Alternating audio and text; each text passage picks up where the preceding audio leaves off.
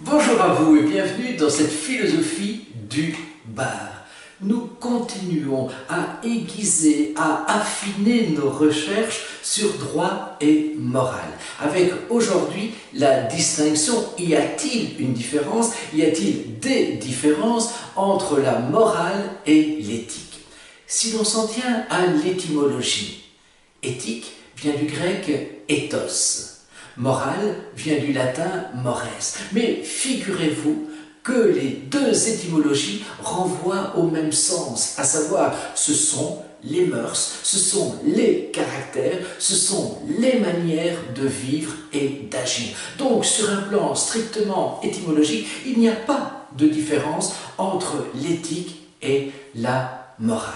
Pourtant, avec André Comte-Sponville, on peut toutefois les distinguer, à savoir que Emmanuel Kant serait le philosophe de la morale et Baruch Spinoza serait le philosophe de l'éthique. Évoquons dans un premier temps ce grand philosophe allemand qu'est Emmanuel Kant. C'est le siècle de l'Aufklärung en Allemagne, c'est le siècle des Lumières aussi, 1724-1804. Ce sont les dates de naissance et de mort d'Emmanuel Kant. Emmanuel Kant et son célèbre adage « Tu dois ».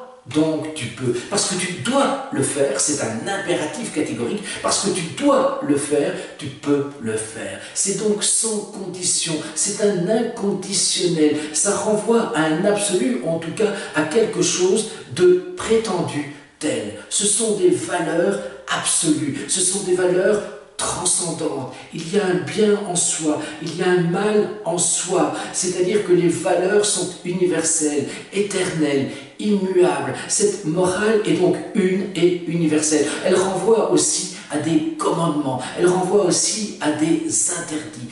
Que dois-je faire?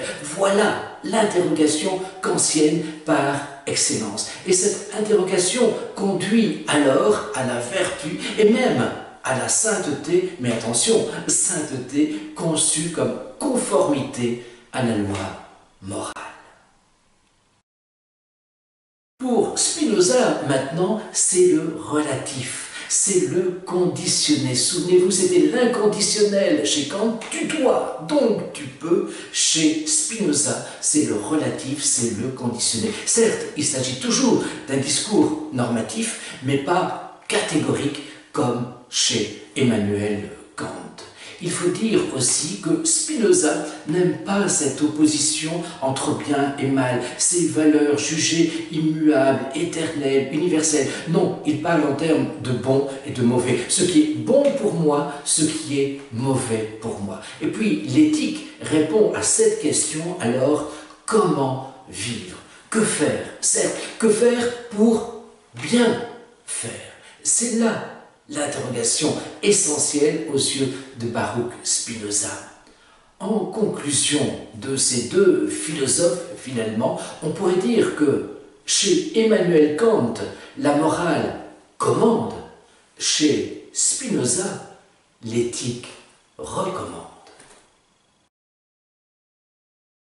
Notez également que l'éthique inclut la morale, mais que la morale n'inclut pas l'éthique. Je m'explique. Quand vous posez la question avec Emmanuel Kant, que dois-je faire? Vous ne répondez pas à la question comment vivre, que faire pour bien faire. Alors que lorsque vous posez la question comment vivre, eh bien vous déterminez la place de vos devoirs précisément.